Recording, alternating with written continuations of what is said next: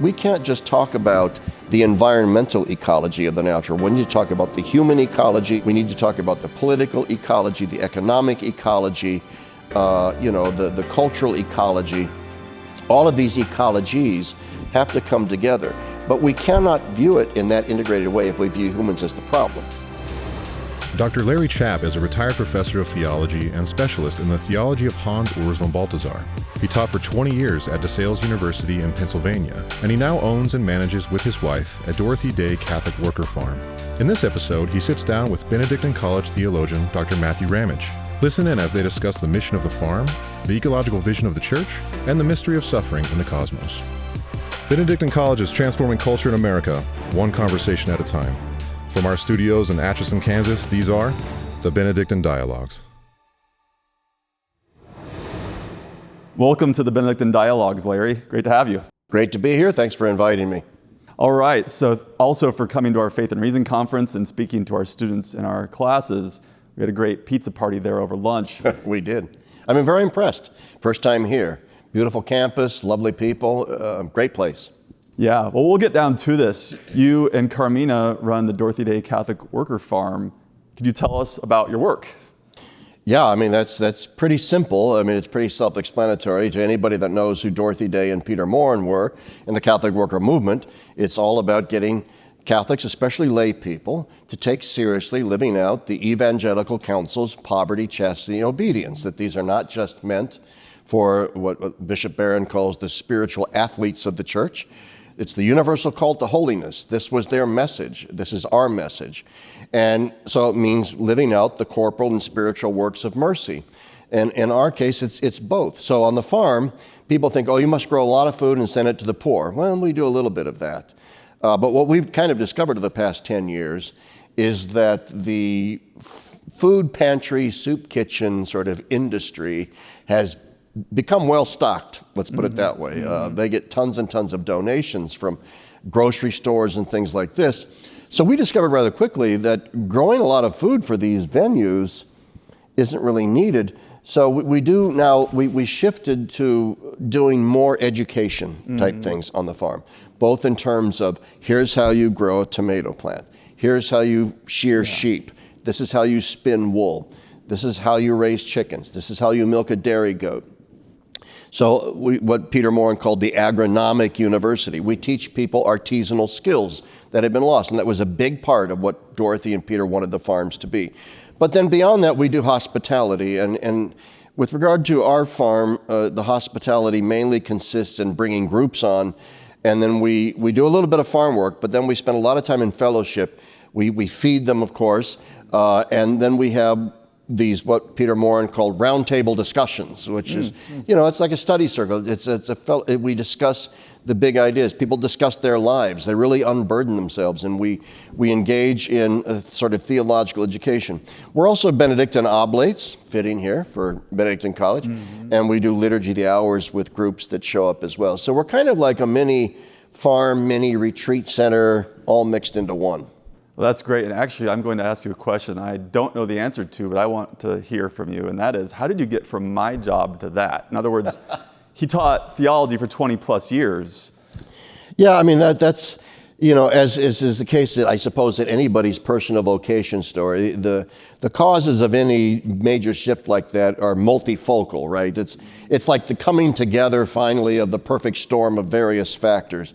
But the long story short is, in a negative way, I had sort of grown kind of tired of teaching is not the right word. I became sort of disenchanted with a lot of what passes for modern Catholic higher education. I felt like I was just banging my head against the wall with the administration at our university to try and get what I thought was a proper Catholic classical sort of education thing going. It just wasn't going anywhere. That's the negative part of it. So I was already feeling like maybe God is telling me it's time to move on to something else. Well, I had been teaching all these courses in Dorothy Day and the Catholic worker movement, and my wife, Carmina, Carrie, we call her, is also a theologian, and she has done work with Dorothy Day and Peter Morin and the Catholic worker, and we just started thinking together in prayer and conversation. It seems like the time is now right for us to, instead of just talking the talk, to walk the walk. And so I quit my job at DeSales University, and we bought this farm, and the rest is history. But it really was, there was just a kind of moment of provocation where it really was a kind of road to Damascus moment, a sort of aha moment, where she and I were just sitting down with our friend, Father John Gribowich, who was co-owner of the farm, and all three of us together just came up independently of each other with the same idea. It's time to start a farm. Now, you tell me, if you don't see the hand of the Holy Spirit in three people independently all coming together and saying, we need to start a Catholic worker farm, that was pretty convincing to me. So we did it. We took the plunge. Yeah, I'm with you. Coincidences are really God incidences, providence. Yeah. God incidences. I like that. I'm gonna steal that. Good. Yeah, you're permitted. So one of the themes that we talk a lot about around here, I'm guessing this is something that you do, is the sacramentality of creation, how each creature reflects God. And in fact, some viewers may not know that Larry, some years ago, wrote a whole book, the God of Covenant and Creation, right? That's right. Which I read and loved, and I'm citing in something I'm writing. But you talk about this, how each creature manifests God in the world, and you could go to church fathers from Basil the Great, who looks at the metamorphosis of the caterpillar into the butterfly, or from as simple as the biblical image of the eagle reflecting God, to you name it.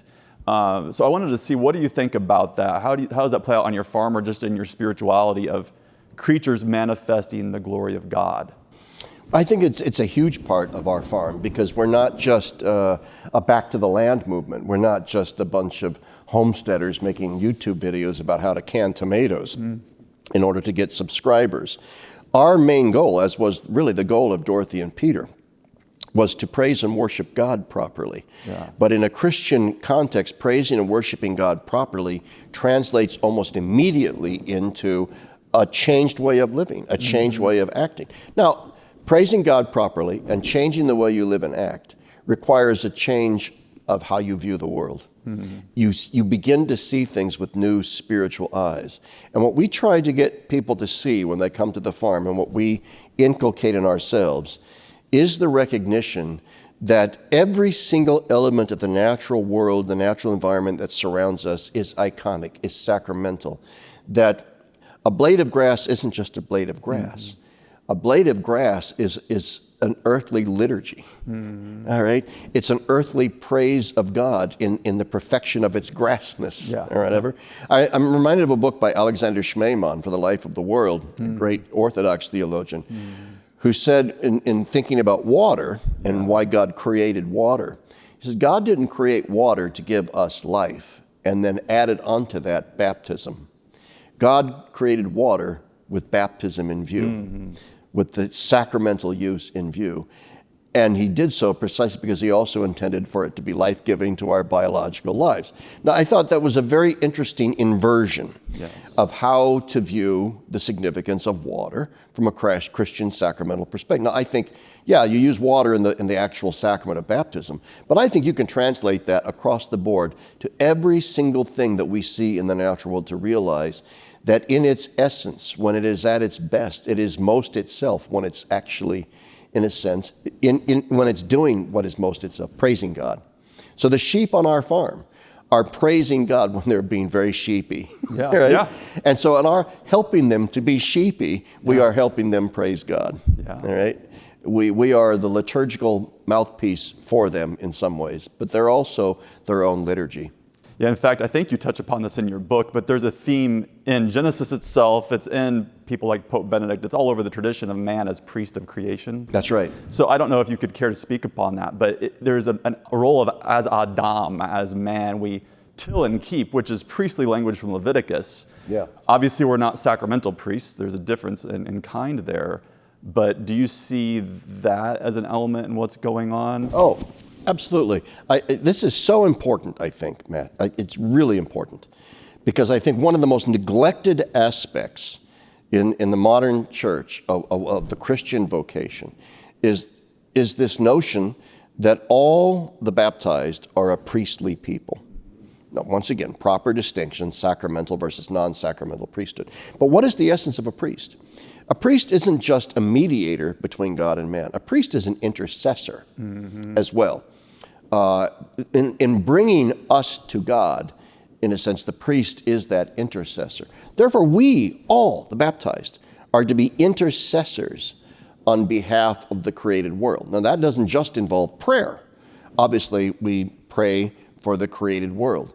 Our role, though, as capstone liturgical mouthpieces for all of creation, is to be intercessors precisely by offering God proper worship in mind, soul, and spirit, and offering to the Father as the capstone of the created world, this liturgy of the whole for all living things. And then beyond that, and actually caring physically for the physical environment. We are acting in a priestly way. Okay, so here's what my wife and I debate about. Okay, we're the priests, we must effect something, and yet you were saying something that's very Thomistic, that the sheep praises God by its very essence, right? Right. So how do we actually change something in the creature? What's actually being effected?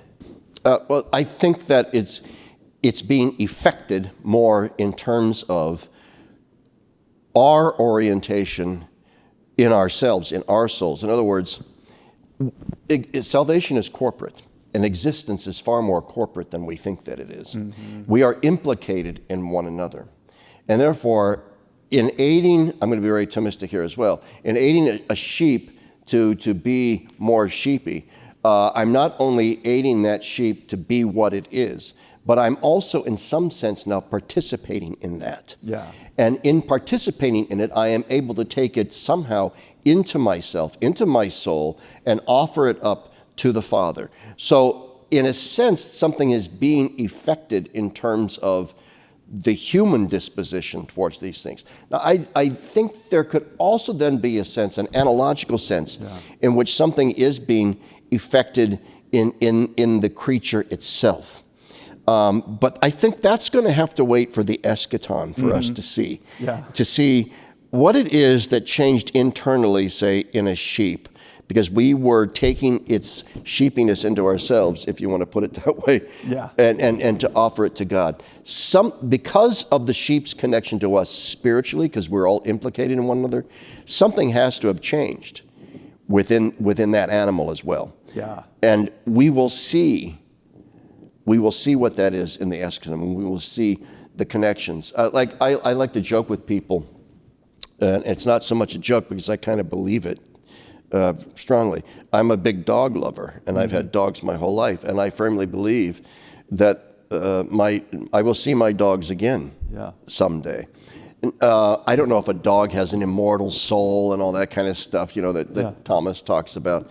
But because the dog is implicated in me, I'm implicated in the dog. Mm-hmm. And if I am going to go to heaven as me, that means that everything I've ever come into contact with in my life comes with me as well, transformed. And that means the sheep too. And every blade of grass you've ever walked on with your bare feet, every sunset you've ever watched, every raindrop that's ever hit you on the nose or in the eye is somehow going to be with you in the next life.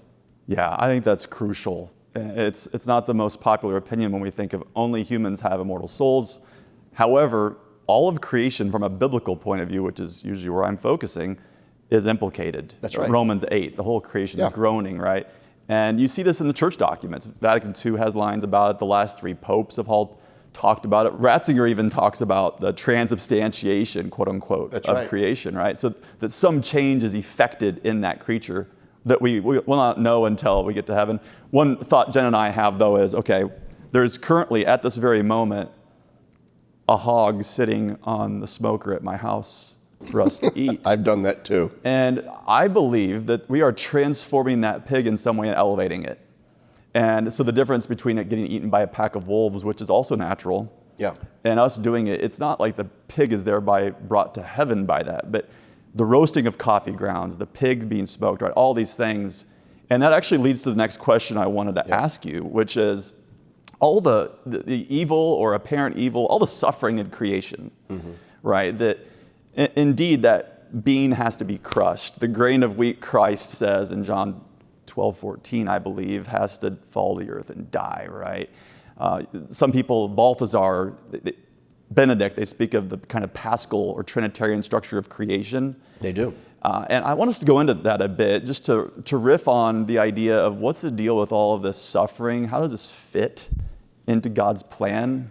Well, you've asked two great questions, two separate questions, really. One's about the problem of evil, which is ultimately, in my view, an unanswerable question completely and satisfactorily in this life. I will say, at least with regard to that question of suffering, that I think the main thing that the Christian needs to avoid is offering, like Job's friends, overly facile explanations. Well, this bad thing happens because of X, Y, Z, or even the classic free will argument. It works. You know, God is in His permissive will allows for a certain amount of suffering we inflict on each other because you have to do that to allow for free will. Okay, fine. Does that really ultimately satisfy everything? Does that explain some of the most horrific evils that we've ever perpetrated upon each other? Couldn't God have had Hitler die in a car wreck when he was 5? I mean, these are things, you know, people die in car wrecks all the time. In the words of Tevye and Fiddler on the Roof, would it wreck some vast eternal plan? All right, if God had slightly altered the course of history in order to mitigate some of the sufferings of the more horrific sort. So these are ultimately superficial answers in some ways that are trite, and I think it helps us to cope with the sufferings in some way. But I'm a big believer in the fact that we know actually very little about why it is that God permits suffering, other than the fact that we know that ultimately it's going to redound to our good. And that can sound kind of pietistical as well. But what's the other option? The other option is that God doesn't exist or that God is evil himself. And for a lot of good reasons, we reject those two things. So we have to be, C.S. Lewis does really well with this. We have to be committed. God exists. God is infinitely good. There is evil. What we do with that third piece is critical. And not to overanalyze it, but to simply say, we know one thing, that God has not exempted himself from the implications of that evil. He has entered into that evil and descended into it and suffered through it. So ours is not an absentee landlord God. The tenement in which we live might have rats and roaches, but God is living there too. Yeah. Okay, so that's part of the answer. Now, but that does then segue a little bit into the other part of your question, which is death. There is a paschal mystery at the heart of our corporeality, our materiality, our living in an embedded material world. Balthasar says there's a kenotic element. Our mere finitude as material beings means that some kind of death is a natural part of everything that we go through. Because finitude combined with the passage of time means that things are constantly going into existence and dying and being replaced by something else. And that allowing yourself to die and to be replaced by something else is a form of kenosis. It's a form of divestment. And Balthasar says you see this all the way down the chain of a material existence. And he says, I don't think that he thinks it's simply because of evil. He thinks that this is a constitutive part of being a material person in time, that there is going to be this kenosis, and that does mirror the kenosis of the Trinity. I've recently been reading a lot of this French phenomenologist, Emmanuel Falck. I don't know if you've... No, I've not read him. Yeah, he's dense. He's not an easy read. And oftentimes when you read European authors, you're trying to figure out who it is they're really talking to, because they're reading other European authors of which you're not familiar. So you're going, okay, he's talking about somebody here. I don't know who it is. But his phenomenology says this, that our corporeality involves death. Death isn't just the result of sin. There is a dying element in just finitude and corporeality. Remember, he's a phenomenologist, and our experience of our corporeality involves this kenosis, this death.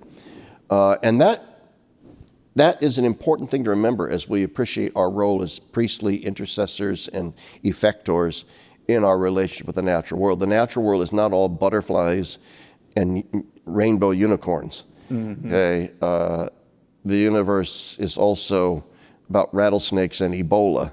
Yeah, yeah. You know, And even the butterfly essentially liquefied itself in order to become a butterfly. that's right. So, That's right. Exactly. It involved the kenotic transformation of that caterpillar. And then what comes out later is amazing. yeah. No, you and I were just mutually commiserating over our various physical ailments, and no one wants to have any number of problems, right? But when you read things like John Paul II's document, Salvifici Doloris, on redemptive suffering, and he talks about his God allowing these for our sanctification, right? And Benedict had some lines where he said, man without this would be a monster. And oh, wow, I've never heard that. I'd like to know where that came from. I've got I really a whole would. chapter on, I can share these things. Man without some kind of suffering would be a monster. That's interesting. Yeah, and so it's pretty speculative in the sense of when you start to figure out what originally did humans go through, people get very heated and very opinionated, but we really don't know.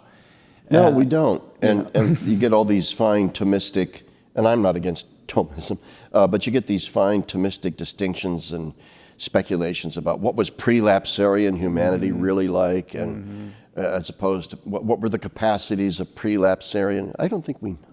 I don't think we know. Yeah. You know? Yeah. And this is Immanuel Falk's point in his phenomenology, where he says that he thinks that we've exaggerated to a certain extent the nature of our sufferings as the result of sin. That even in our prelapsarian condition, our finitude and corporeality and time-boundness probably did involve some element of suffering. Yeah. And our recent popes speak about that. C.S. Lewis has some great stuff on, I think it's the problem of pain. Yeah, the first chapter he goes in, and he gives this hint. It's always a hint from, he's a literary man, right? Yeah. Sometimes it takes a non-theologian to say it. But Adam and Eve in paradise may have experienced some glimpse of this suffering in terms of a yearning and eros. Even then, it wasn't complete sitting around anesthetized. That's right. Right. He has 2 chapters in The Problem of Pain on the Fall. It's the only subject that he deals with in 2 chapters in The Problem of Pain. Oh, right. Yeah. The first chapter is on divine power, the next one's divine goodness, and then a few other things, and then all of a sudden he's talking about, and obviously so he considers it quite important.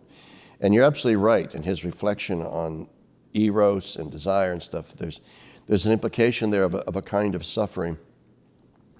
And I think that's very important for Lewis. I was going to say something else, and it sort of left my brain just now about Lewis and the fall and the prelapsarian condition. But anyway, if I may jog your memory or just press it, some people make a distinction. You can use different nomenclature, but between suffering and pain, right? And I think of it, I used to be a runner before my body got destroyed by lupus. But there was always that runner's high and the point of no pain, no gain. Yeah. Or we had more vulgar ways of putting these sayings as guys. But the idea was you can go through physical pain as an Olympic athlete and more glory comes from it. St. Therese even speaks of this sort of thing.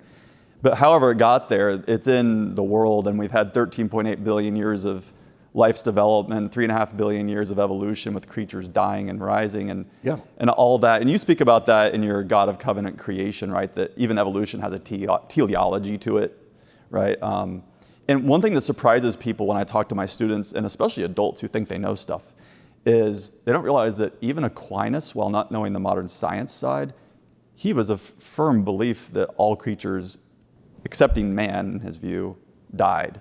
Yeah. So he respected the integrity of nature. So most people tend to assume, in my experience, sin caused everything to die. So where I think this is important for my spirituality is that whatever sufferings I have, I'm actually integrated into the world in God's plan through that suffering and then rising through offering that up. And then when I go and I kill that pig or even the raccoon getting into my basement or whatever it might be, you do it in the most dignified way possible, right? But it's not as if we have to be vegetarians. No, you do it in a way to mitigate suffering. I say it's people, like my mother is always saying, oh, how can you butcher a lamb? How can you butcher a pig? And well, because animals have no self-awareness of their own mortality. They don't know what's coming, so they don't suffer any fear of death or anything like that. They're eventually going to die anyway. It's not as if this animal is immortal. And if it were in the wild, it would be subject to all kinds of predation. So as long as you dispatch the animal quickly and as painlessly as possible, I think it's perfectly allowable to have a pig roast or to butcher a chicken and so on. And I know what I was going to say about C.S. Lewis, too, in the fall, which is this. There had to be, and Aquinas struggles with this as well with regard to the angels. That's right. There had to be something in their experience of their freedom and their desires that wasn't completely locked into the good yet. Because if it were already the full beatific vision of the good and all that, then it wouldn't be possible for them to turn away from it. But they did turn away from it. They did. Which means that there had to be some kind of opaqueness. And that, too, it creates a certain ambiguity in our desires, which can be a kind of suffering. Aquinas struggles with this with regard to the angels. Okay, how could the angels fall if these are these pure intellects with this pure spiritual awareness who see the goodness of God? So he's kind of in many ways, he's kind of all over the map in answering that question. Because he wants to avoid saying, well, the angels too had a kind of opaqueness and stuff.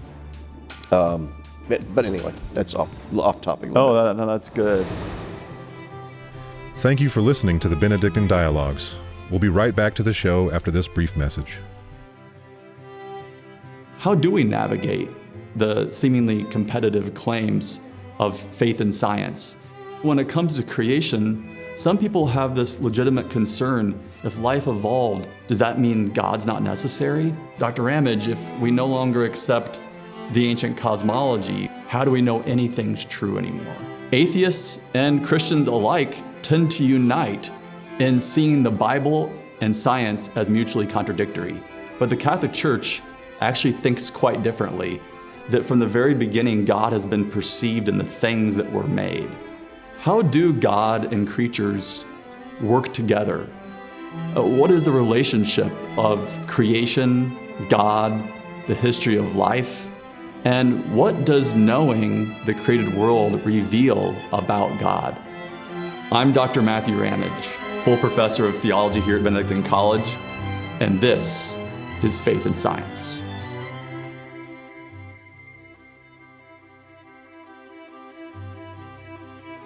To enjoy Dr. Ramage's free video series, Faith and Science Creation, be sure to visit media.benedictine.edu.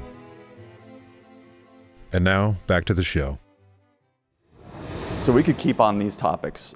I want to make sure we get in something that's seemingly totally different, but the nomenclature is similar. And that is, among your many good articles you've written, I believe it was the Christological and Cruciform Nature of Evangelization, Part 3, where you talk about, well, how you need to be joined to the cross and empty yourself to evangelize. But the particular part of that I thought was really moving for me personally was where how essentially a lot of times we think we're right, we have nothing to learn from anybody else, and we've got it all figured out. And so you essentially said, if I got you right, that you have to learn to live from the abyss and understand people's problems, understand you don't have perfect certitude, understand you're not perfected. That's right. I'd like to switch this gear towards how do you communicate the faith when this is the scenario in which we find ourselves? It's difficult.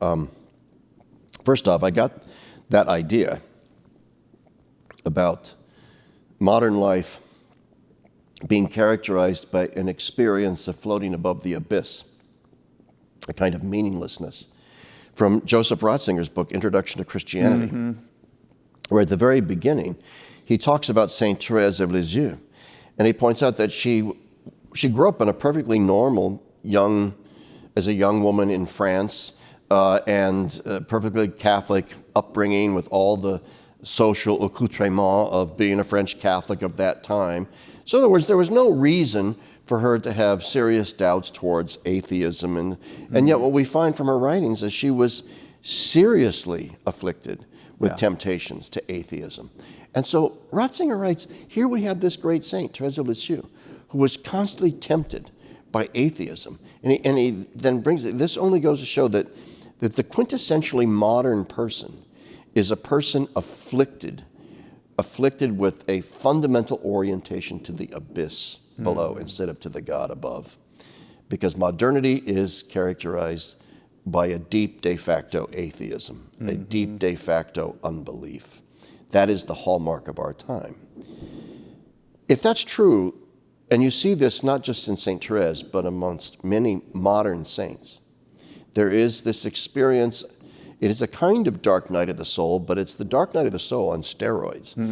Because the dark night of the soul was simply a kind of removal of all consolations, a dryness, super acedia, whatever you want to call it. But the modern experience of the abyss is more akin to a sharing in Christ's descent into hell. And I see that, once again, our role as intercessors. The vocation of the Christian is to suffer vicariously for the other as Christ did. And so what God is sending to us in the modern world is a form of sanctity, a form of saints that involves suffering through the unbelief of this world, descending into the hell of the abyss below. And God is giving to modern saints, whether they want it or not, this experience of the abyss so that they can experience hell on behalf of all those in the modern world who are experiencing the hell of this deep, deep and profound cultural disbelief. And we have to run with that. We have to really enter into that as the dynamic of our time. And that is scary as heck. Yeah. That is scary as heck. I almost weep when I think about what it is that Christ experienced in his descent into hell, and that we are actually being called to follow him there. There's a line from a philosopher I used in a book a while back that I found pretty profound. He says, in the modern era, we don't believe despite doubting, we believe while doubting. We're all Thomas now. And there's some truth to that. And it also, for evangelization, matters. Ratzinger, Benedict said one time on a catechesis as Pope, it's actually okay to have doubts. Thomas's doubts actually ended up being providential. We got one of the greatest affirmations of Christ's divinity out of it. That's right, actually, my right? Lord and my God. Yeah, so all that's important.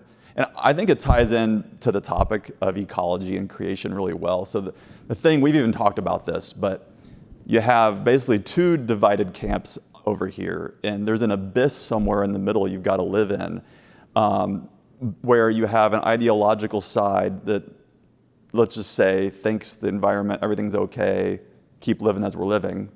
And over here you have, as I like to say, the last tornado was caused by humans, right? Somewhere there is a Catholic view that is not as simplistic as often painted. Yeah. And I wonder if you could help viewers who may not be as familiar with this to understand when they hear about environmental issues, creation, how do they overcome this divide and actually take an authentically Catholic approach to the matter?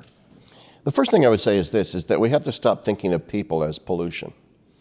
And there is this curious phenomenon in the modern world and in the environmentalist movement that we as Catholics have to be completely opposed to, is the idea that the environment is destroyed because of human occupation. And therefore we need to get rid of humans, essentially, to greatly diminish the number of humans on this planet because we are the problem. And yet, you know what? If you look in the history of this planet, there have been far bigger problems that have afflicted this planet, environmentally speaking, than merely human beings. I mean, the asteroid that wiped out the dinosaurs, there was a period in which the entire Earth was covered with ice. It was, the ice Earth age of 3 billion years ago, whatever it was. We've been through worse, all right? And yet we're being led to believe that because of human beings, we need to depopulate. And so this is a whole mentality of human beings are the problem here, when in reality the problem isn't human beings. The problem with our disaffection or alienation from the natural world and therefore our polluting of it is more the product of a certain technological paradigm that has crept into our way of thinking.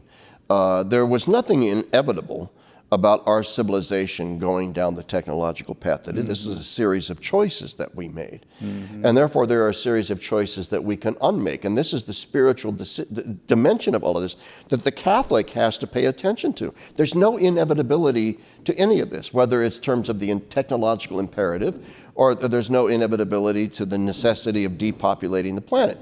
It involves a series of real choices that we have to make spiritually. And this is where the church has something to say. Pope Francis in Laudato Si talks about integral ecology. And what he means by that is we can't just talk about the environmental ecology of the natural. We need to talk about the human ecology of the moral dimension. We need to talk about the political ecology, the economic ecology, the cultural ecology. All of these ecologies have to come together. But we cannot view it in that integrated way if we view humans as the problem. If the only ecology you're concerned about is the natural world, then yes, all of those other ecologies just have to go.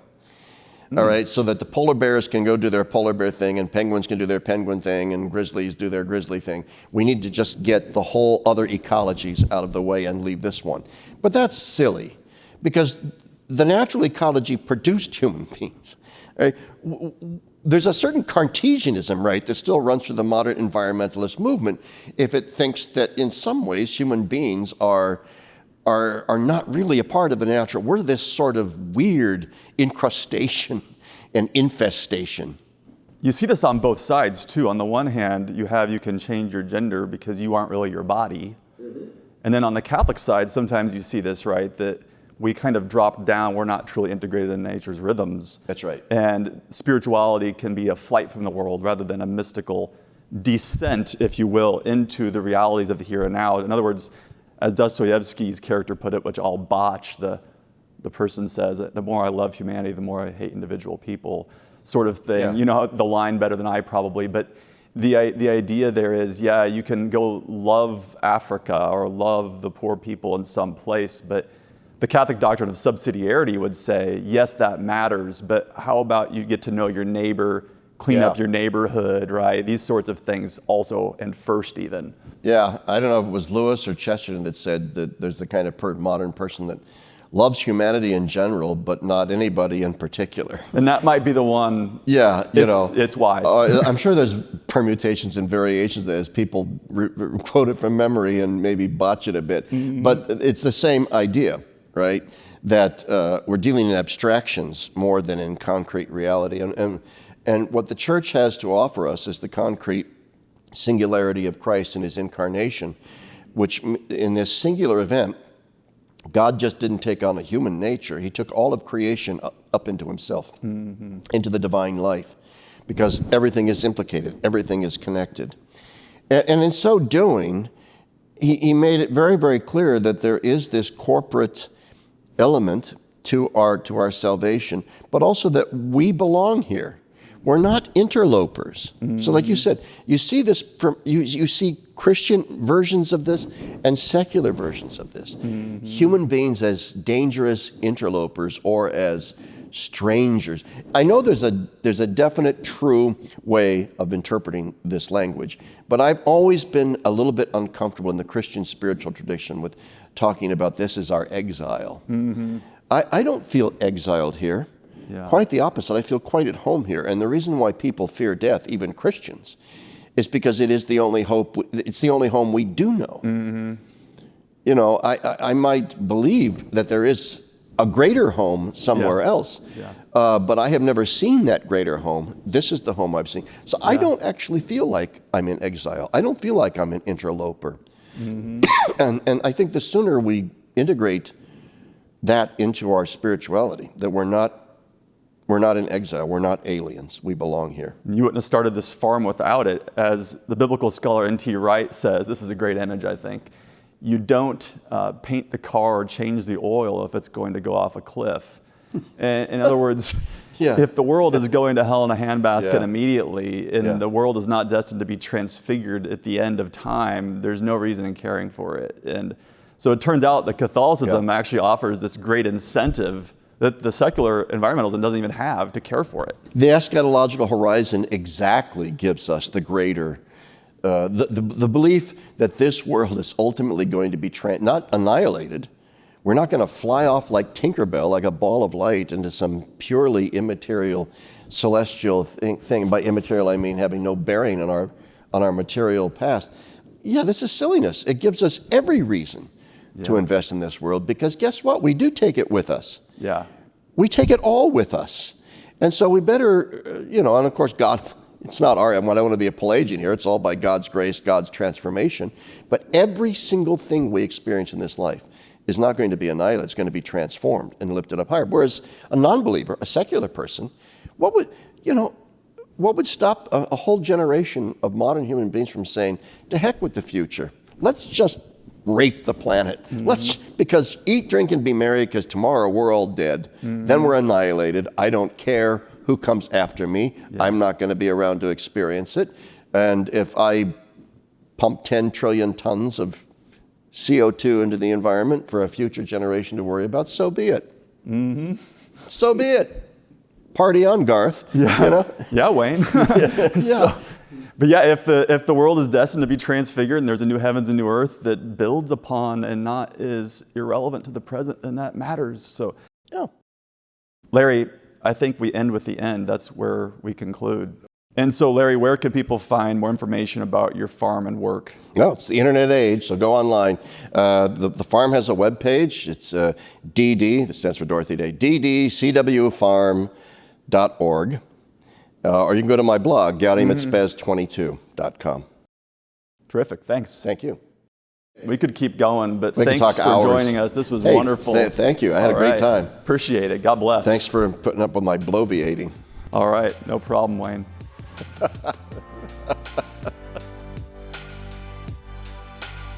We hope you enjoyed the Benedictine Dialogues, a production of Benedictine College in Atchison, Kansas. To catch all the latest and support our growing platform, visit media.benedictine.edu. And be sure to recommend this show to your friends and family. Help us to transform culture in America, one conversation at a time.